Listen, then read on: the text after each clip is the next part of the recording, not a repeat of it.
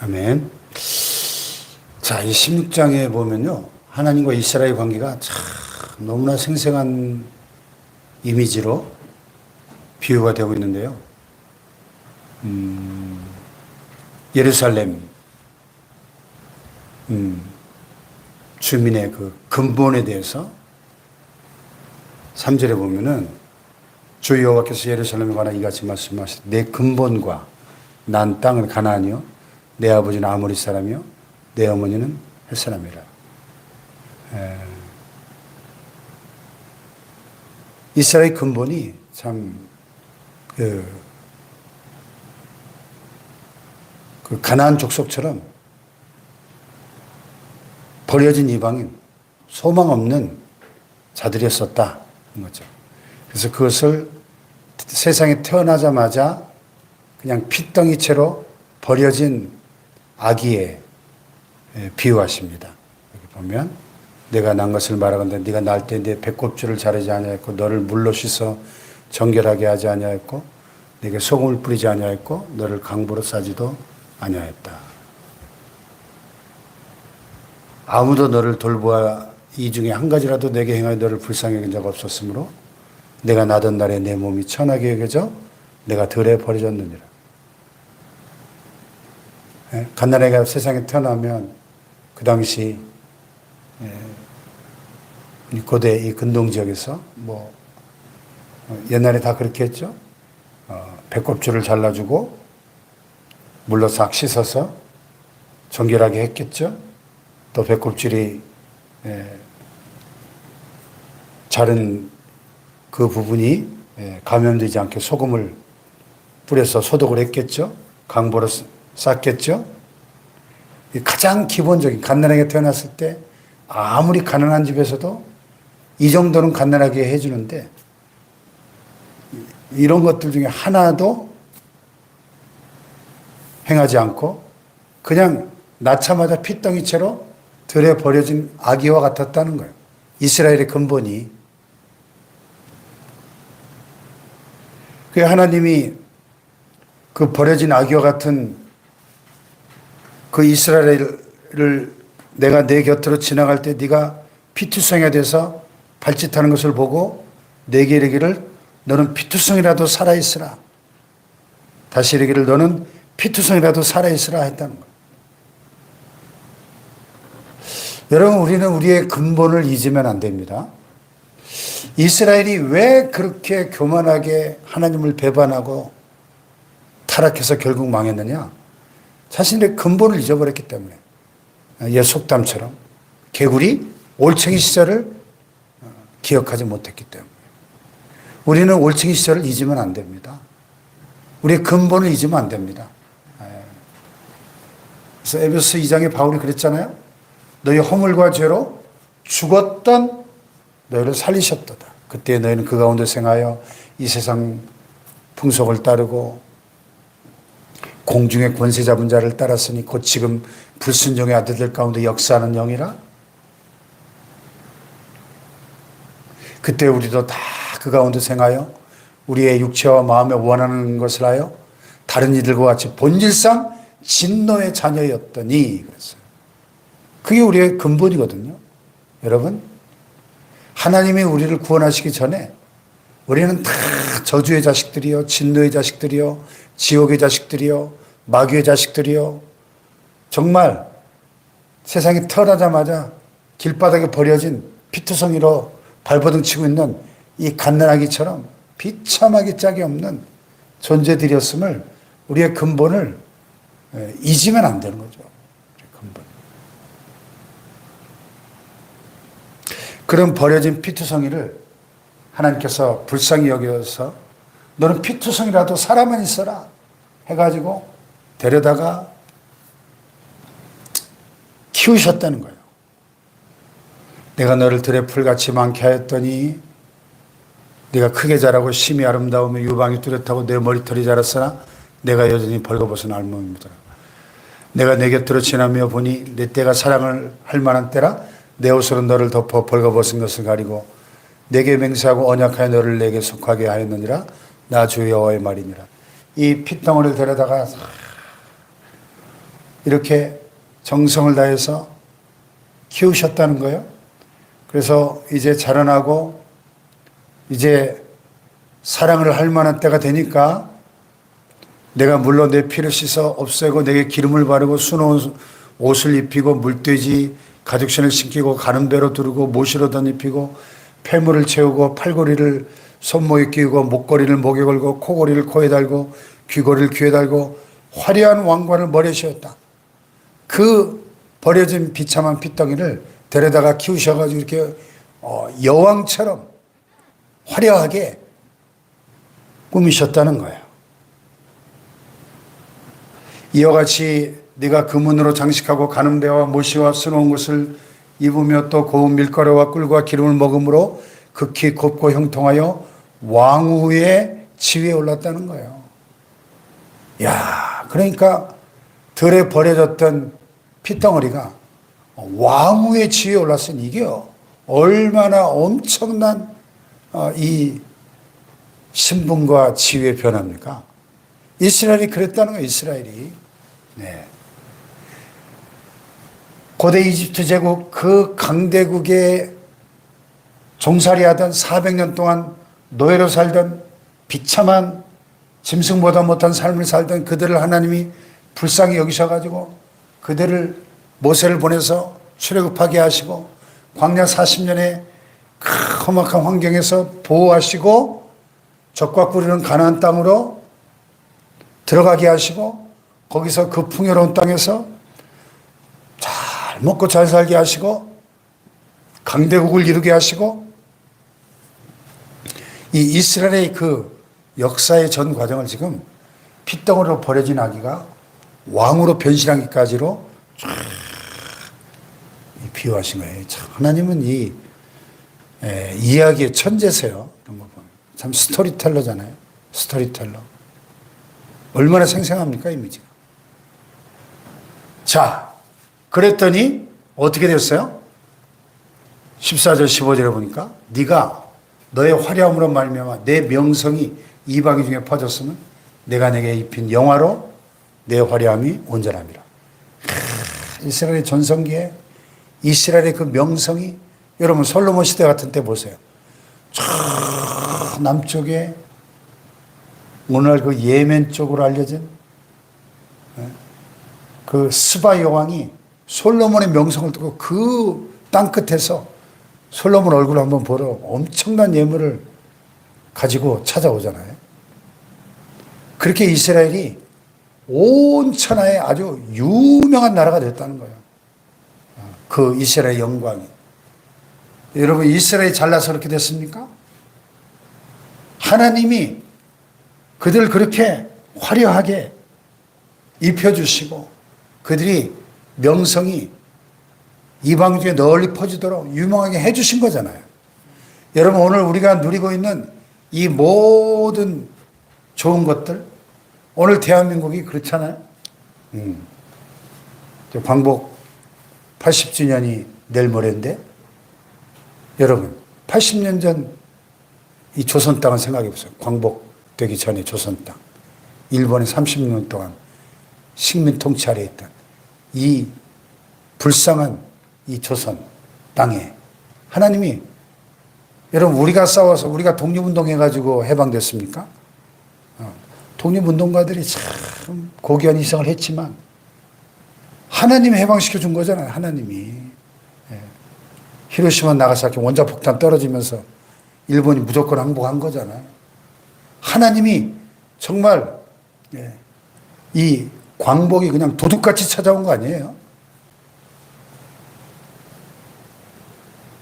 그 80년의 우리 민족의 역사를 보십시오. 오늘 이스라엘과 똑같잖아요. 핏덩어리로 벌거벗겨진 채 바둥대고 있는 아이를 데려다가 그냥 왕후의 자리에 올려놓은 것처럼 그 지구상에서 가장 가난했던 나라가 지금 세계 경제력 6인이 7인이 이루고 있는데 얼마나 우리가 지금 화려하게 대한민국이 잘 먹고 잘 살고 있습니까?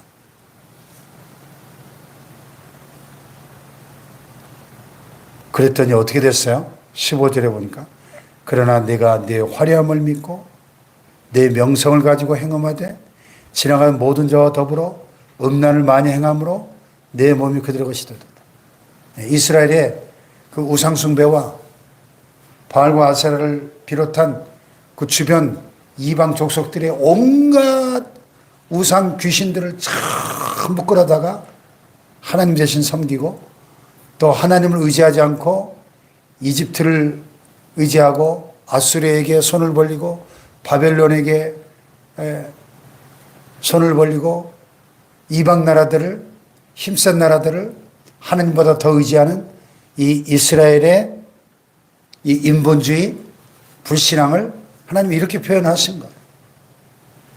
그러니까 핏덩이를 데려다가 잘 키워서 하나님의 아내로 이 왕후라는 표현은요, 만왕의 왕이신 하나님의 왕비로 삼았다는 거예요. 왕비로. 그러니까 이스라엘이 얼마나 엄청난 하나님의 그 특별한 은총을 받고 특혜를 입은 민족인가 하는 겁니다. 예? 만왕의 왕 하나님의 왕후가 됐는데요. 왕후가. 그 하나님의 은혜를 망각하고 네가 네 화려함을 믿고 내 명성을 가지고 행음했다는 거예요. 그래서 이 우상 숭배의 죄악은 하나님 입장에서 볼 때는 하나님이 이스라엘을 나의 아내라고 부르시거든요. 나는 너의 남편이라 호세아서에도 보면. 근데 이 신실한 남편을 버리고 외간 남자와 놀아나는 그 음탕한 고멜처럼 행음.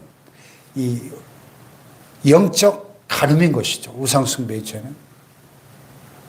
여러분, 이 하나님의 이 심정이 느껴지십니까?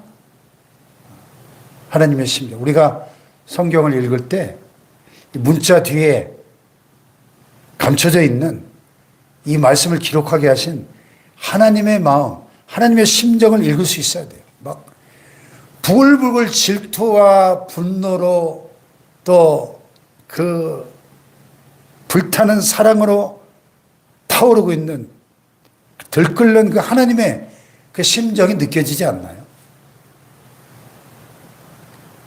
예. 그래서 내가 내 의복을 가지고 너를 위하여 각색으로 산당을 꾸미고 거기서 행음하여 이런 전무후무하니라. 전무후무한 배신행위를 이스라엘이 했다는 거예요. 심지어는 또 내가 나를 위하여 낳은 내 자녀를 그들에게로 데리고 와서 드려 제물로 삼아 불살랐느니라. 네가 내 음행을 작은 일로 여겨서 나의 자녀들을 죽여 우상에 넘겨 불 가운데로 지나게 했느냐. 인신제사. 그 이방인들이 실제로 그 당시에 고대 근동 지역에서 이 자기의 자식을 우상 귀신에게 불로 태워 제사하는 끔찍한 이 인신제사의 풍습이 있었거든. 그거를 본받아 가지고 실제로 이스라엘에 자기 자식들을 그렇게 귀신에게 제물로 바치는 이런 끔찍한 인신제사까지 저질러졌다는 거죠. 하나님이 제일 가정이 여기고 싫어하는 우상숭배 중에서도 아주 극치의 우상숭배가 인신제사죠.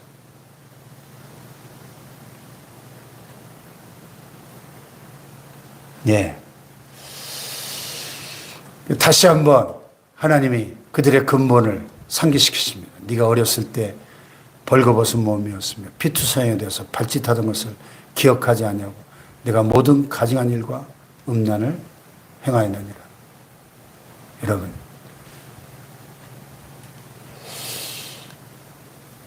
참 저는 이 에스겔 16장 읽으면서 참 남의 나라 얘기 같지가 않고 정말 오늘 우리 민족이 이 대한민국이라고 하는 나라가 또 우리 한국 교회가 참 이런 이 예언자들의 이 말씀을 좀 심각하게 오늘 우리에게 주시는 말씀으로 받아들이고 하나님이 참 오늘 본문에 보면 아주 좀 민망할 정도로 아주 그 생생한 비유 이미지로 이스라엘의 배신을 지금 폭로하고 계신 거예요. 내가 높은 데를 모든 기록에 쌓고 내 아름다움을 가증하게 하여 모든 지나가는 자에게 다리를 벌려 심히 음행하고 하체가 큰 내 이웃나라 애굽 사람과도 음행하도 심히 음란히 하여 내 진노를 샀다. 예. 아주 그냥 완전히 바람난 여인처럼 그냥 세상 모든 남자들하고 바람을 피우는 그런 음료로 이 이스라엘의 배신을 하나님이 비유하면서 지금 이스라엘의 죄악을 폭로하면서 하나님의 이